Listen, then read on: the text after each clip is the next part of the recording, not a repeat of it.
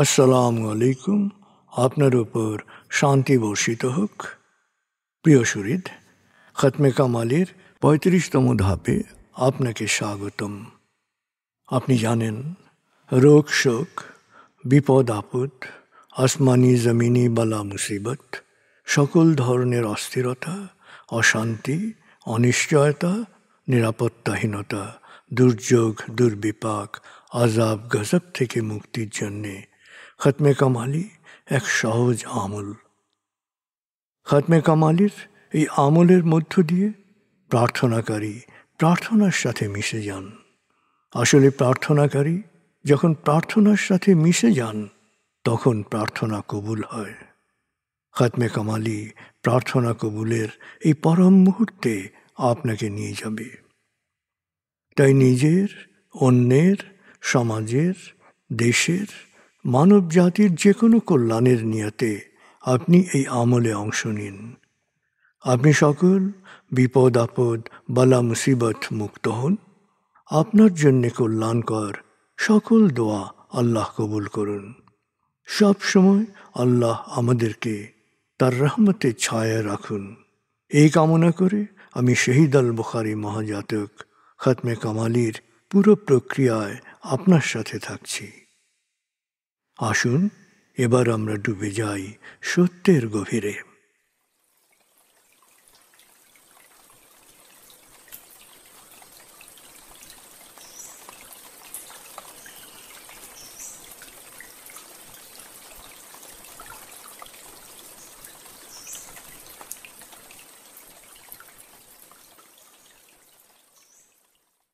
হে আল্লাহ, বিতাড়িত শয়তান থেকে আমি তোমার আশ্রয় প্রার্থনা করছি। দয়াময় মেহেরবান আল্লাহর নামে। আয়াতুল মুলক। হে আল্লাহ, সকল ক্ষমতার মালিক, তুমি যাকে ইচ্ছা ক্ষমতা দান করো, যাকে ইচ্ছা ক্ষমতাচ্যুত করো, যাকে ইচ্ছা সম্মানিত করো, যাকে ইচ্ছা অপমানিত করো। তুমি সর্বশক্তিমান, সকল কল্যাণ ও মঙ্গলের আধার। তুমি দিনকে ছোট করে বড় করো রাত, আবার রাতকে ছোট করে বড় করো দিন।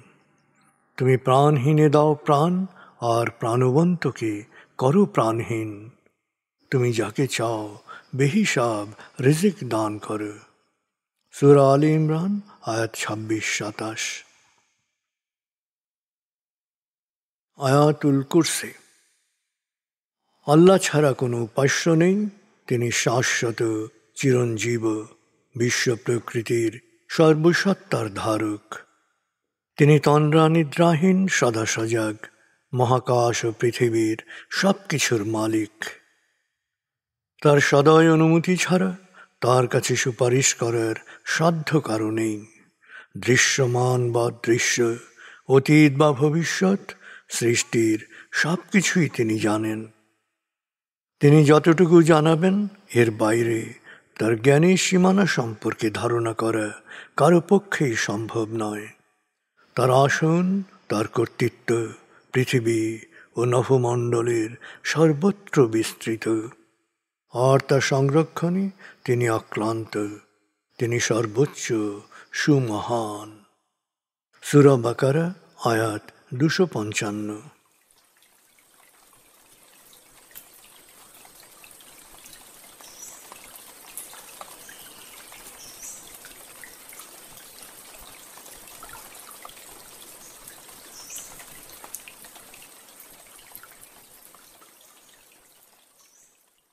আসুন আমরা ধীরে ধীরে ডুবে যাই হৃদয়ের গভীরে নবী প্রেমে। বলগল উলা বিকমালিহি, কশফত দুজা বিজমালিহি, হসনত জমিও খিসালিহি, সল্লু আলাইহি ওয়া আলিহি। بلغ العلا بكماله كشف الدجى بجماله حسنت جميع خصاله صلوا عليه وآله।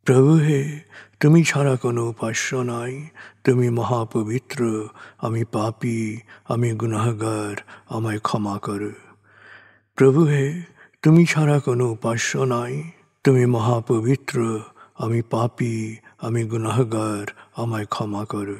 প্রভু হে, তুমি ছাড়া কোনো উপাস্য নাই, তুমি মহাপবিত্র, আমি পাপী, আমি গুনাহগার, আমায় ক্ষমা করো।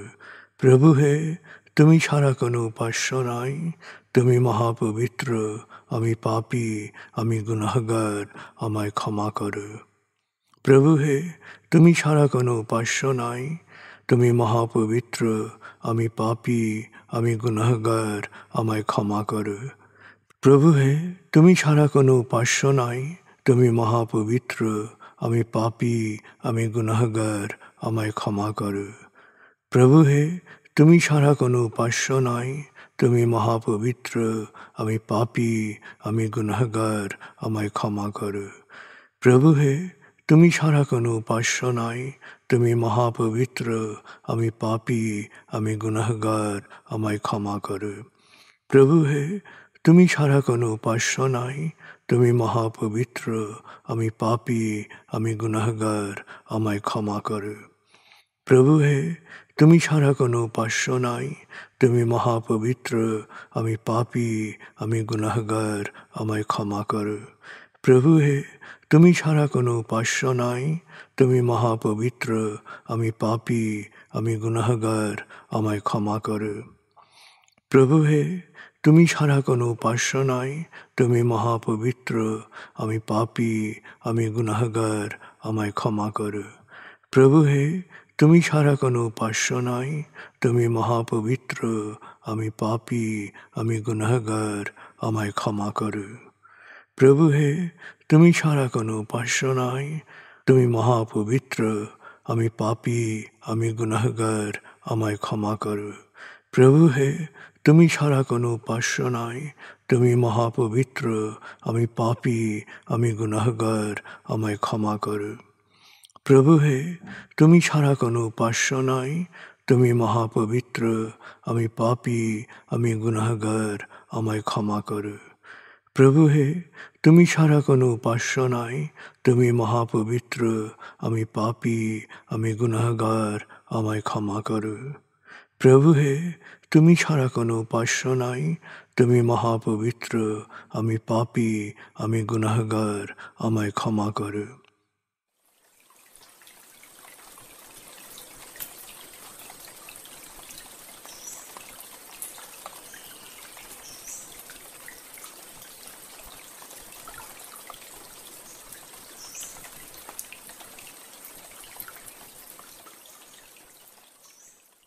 এবার আমরা সূরা তাকবীর এর মর্মবাণীর অংশ বিশেষে ডুবে যাব।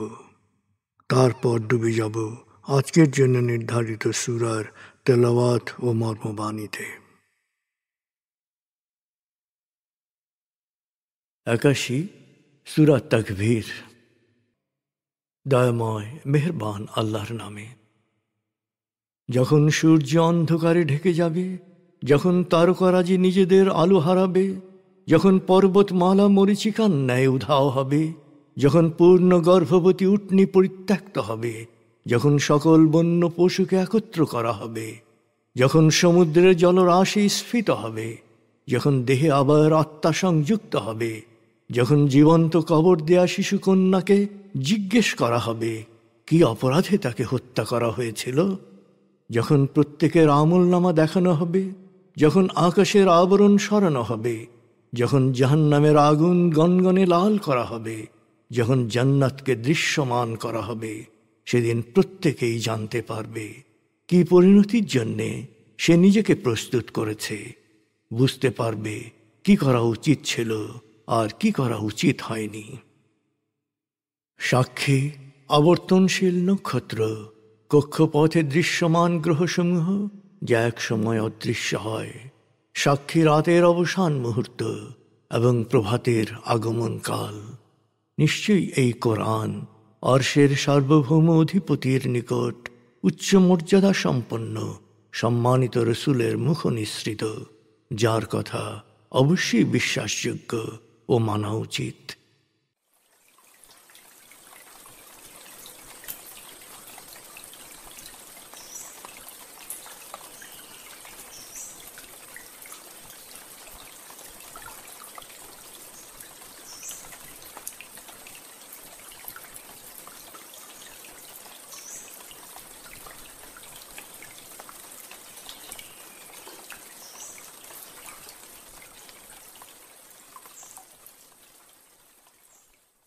এবার আমরা সূরা নিসা আয়াত ৯৭ থেকে ১১২ এর তেলাওয়াত ও মর্মবাণীর গভীরে ডুবে যাব। ৪ সূরা নিসা। বিসমিল্লাহির রহমানির রহিম। ইন্নাল্লাযীনা তাওয়াফফাহুমুল মালাঈকাতু যালিমী أنفسهم قالوا فيم كنتم قالوا كنا مستضعفين في الأرض قالوا ألم تكن أرض الله واسعة فتهاجروا فيها فأولئك مأواهم جهنم وساءت مصيرا إلا المستضعفين من الرجال والنساء والولدان لا يستطيعون حيلة ولا يهتدون سبيلا فأولئك عسى الله أن يعفو عنهم وكان الله عفوا غفورا ومن يهاجر في سبيل الله يجد في الأرض مراغما كثيرا وسعة ومن يخرج من بيته مهاجرا إلى الله ورسوله ثم يدركه الموت فقد وقع أجره على الله وكان الله غفورا رحيما وإذا ضربتم في الأرض فليس عليكم جناح أن تقصروا من الصلاة إن خفتم أن يفتنكم الذين كفروا إن الكافرين كانوا لكم عدوا مبينا وإذا كنت فيهم فأقمت لهم الصلاة فلتقم طائفة منهم معك وليأخذوا أسلحتهم فإذا سجدوا فليكونوا من ورائكم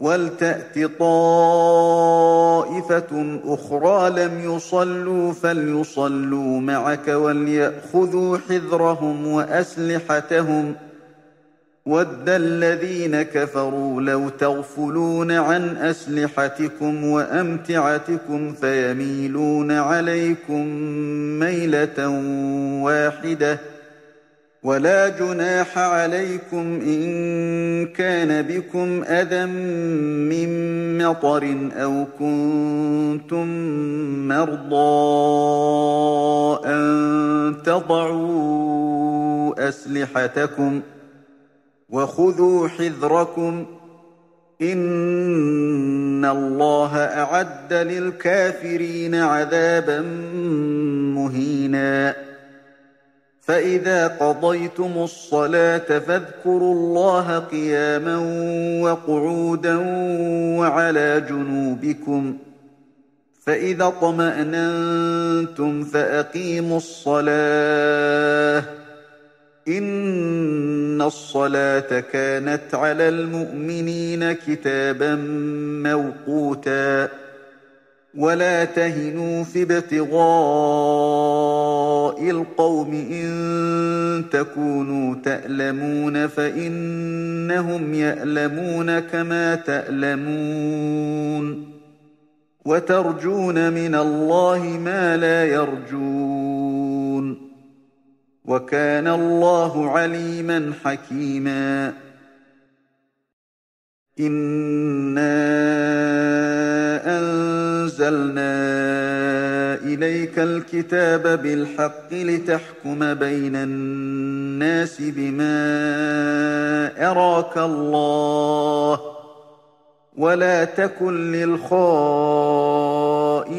خصيما واستغفر الله إن الله كان غفورا رحيما ولا تجادل عن الذين يختانون أنفسهم إن الله لا يحب من كان خوانا أثيما يستخفون من الناس ولا يستخفون من الله وهو معهم إذ يبيتون ما لا يرضى من القول وكان الله بما يعملون محيطا ها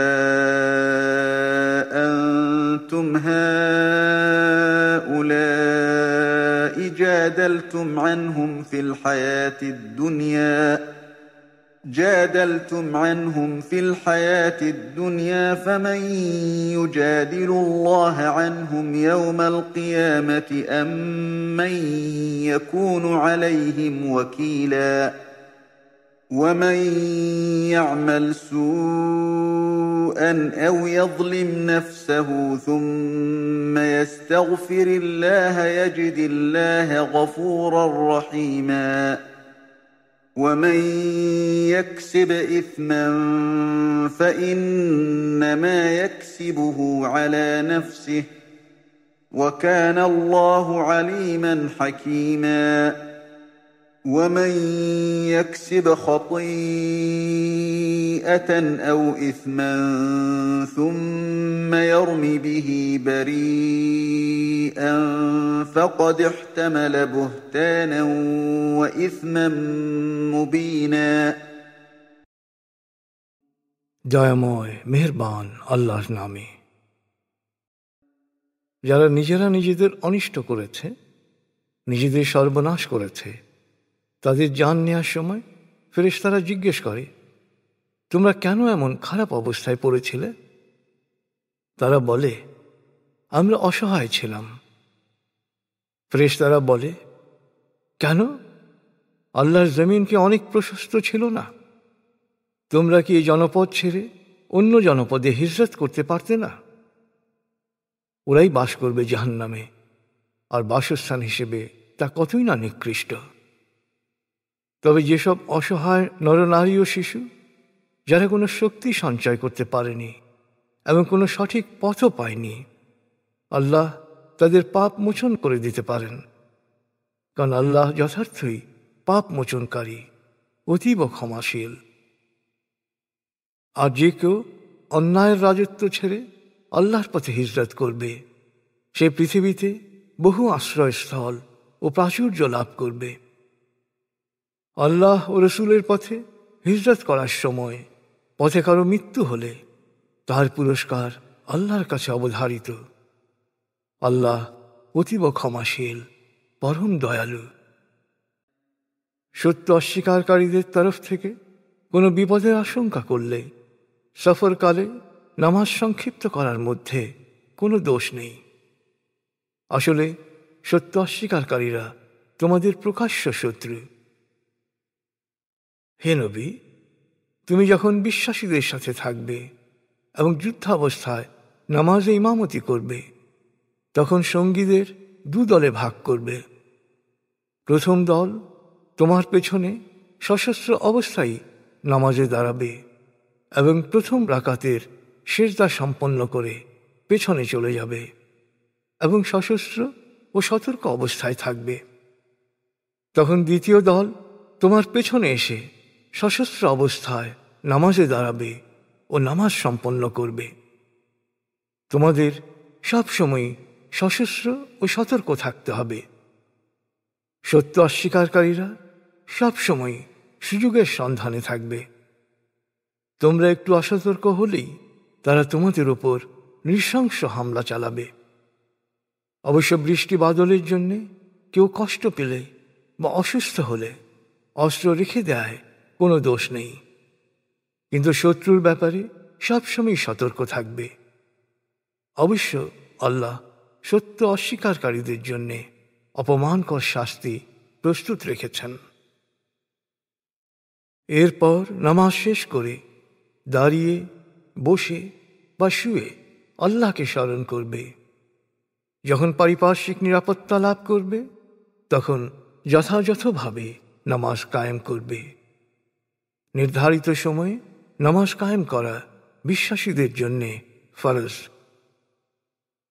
শত্রুর সন্ধানে বা তাদের পশ্চাৎধাবনে কখনো শিথিলতা বা দুর্বলতা প্রদর্শন করো না।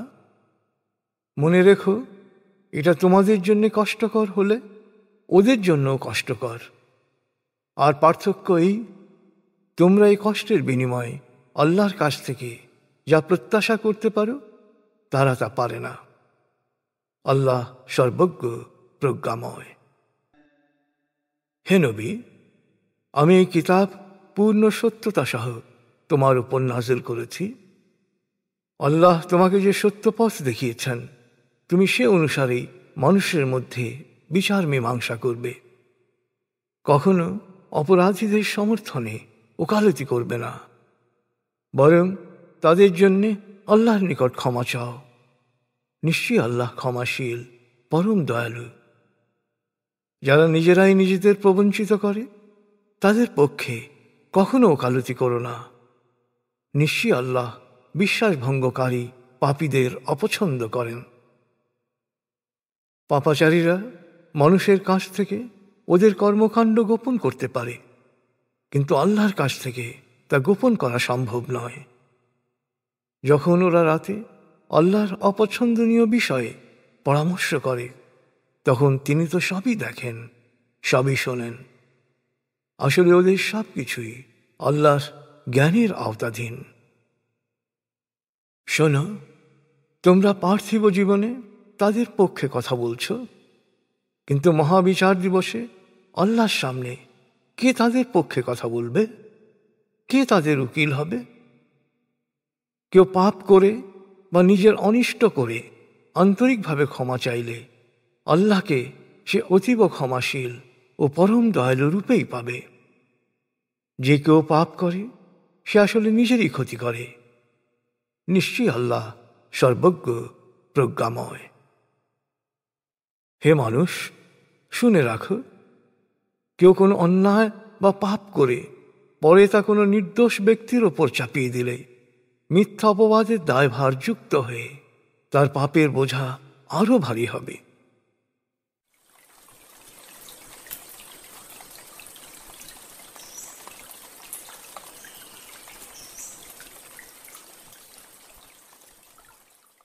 আপনি এতক্ষণ মর্মবাণীর গভীরে ডুবেছিলেন। এবার আপনার মনে মর্মবাণীর যে বিষয়গুলো দাগ কেটেছে সেই বিষয়গুলোর ভাবনায় ডুবে যান।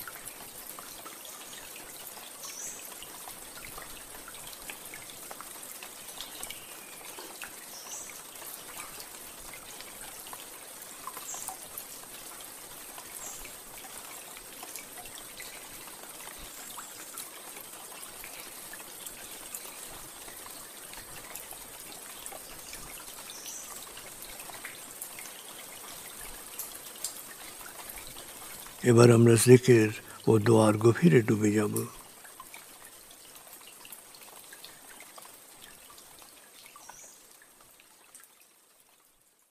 এবার হালকাভাবে চোখ বন্ধ করুন, লম্বা দম নিন, নাক দিয়ে দম নিন, আস্তে আস্তে মুখ দিয়ে দম ছাড়ুন।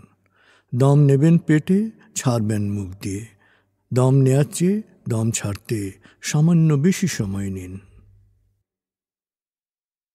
দম নিতে নিতে ভাবুন প্রকৃতি থেকে অফুরন্ত প্রাণশক্তি শরীরে প্রবেশ করছে, আর দম ছাড়তে ছাড়তে ভাবুন শরীরের সকল দূষিত পদার্থ বাতাসের সাথে বেরিয়ে যাচ্ছে। নাক দিয়ে দম নিতে নিতে ভাবুন প্রকৃতি থেকে অফুরন্ত প্রাণশক্তি শরীরে প্রবেশ করছে, আর মুখ দিয়ে দম ছাড়তে ছাড়তে ভাবুন শরীরের সকল দূষিত পদার্থ বাতাসের সাথে বেরিয়ে যাচ্ছে। দম নিতে নিতে ভাবুন প্রকৃতি থেকে অফুরন্ত প্রাণশক্তি শরীরে প্রবেশ করছে, দম ছাড়তে ছাড়তে ভাবুন শরীরের সকল দূষিত পদার্থ বাতাসের সাথে বেরিয়ে যাচ্ছে। দম নিতে নিতে ভাবুন প্রকৃতি থেকে অফুরন্ত প্রাণশক্তি শরীরে প্রবেশ করছে, আর দম ছাড়তে ছাড়তে ভাবুন শরীরের সকল দূষিত পদার্থ বাতাসের সাথে বেরিয়ে যাচ্ছে। দম নিতে নিতে ভাবুন প্রকৃতি থেকে অফুরন্ত প্রাণশক্তি শরীরে প্রবেশ করছে, আর দম ছাড়তে ছাড়তে ভাবুন শরীরের সকল দূষিত পদার্থ বাতাসের সাথে বেরিয়ে যাচ্ছে। এবার দম স্বাভাবিক হতে দিন। স্বাভাবিকভাবে নাক দিয়ে দম নিয়ে নাক দিয়ে দম ছাড়ুন। আপনার অঙ্গ শিথিল ও নিষ্প্রাণ হয়ে আসছে। এবার নাক দিয়ে ধীরে ধীরে দম নিয়ে বেশ সময় নিয়ে ধীরে ধীরে নাক দিয়ে দম ছাড়ুন। দম নেওয়ার চেয়ে ছাড়ায় সময় একটু বেশি নিন। ধীরে ধীরে দম নিন, ধীরে ধীরে দম ছাড়ুন। ধীরে ধীরে দম নিন, ধীরে ধীরে দম ছাড়ুন। ধীরে ধীরে দম নিন, ধীরে ধীরে দম ছাড়ুন। ধীরে ধীরে দম নিন, ধীরে ধীরে দম ছাড়ুন। ধীরে ধীরে দম নিন, ধীরে ধীরে দম ছাড়ুন। এবার দম স্বাভাবিক হতে দিন। আপনি এখন দম খেয়াল করুন।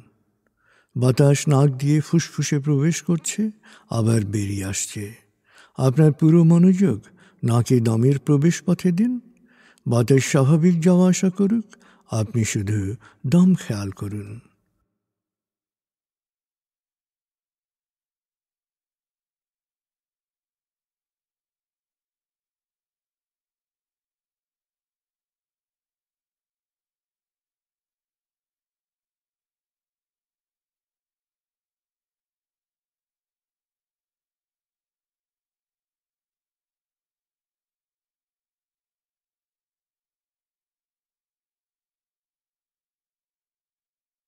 অনুভব করুন আপনার শরীর ভারী লাগতে শুরু করেছে।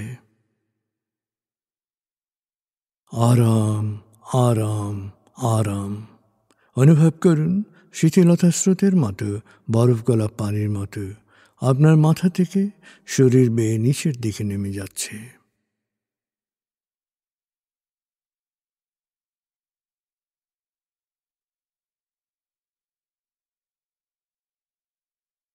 আপনি এখন পুরোপুরি শিথিল। শিথিলায়নের গভীর স্তরে প্রবেশ করেছেন আপনি। আপনার ব্রেনওয়েভ বিটা স্তর থেকে নেমে গেছে আলফায়। মনের বাড়ির পথে আপনি এখন আলফা স্টেশনে এসে পৌঁছেছেন।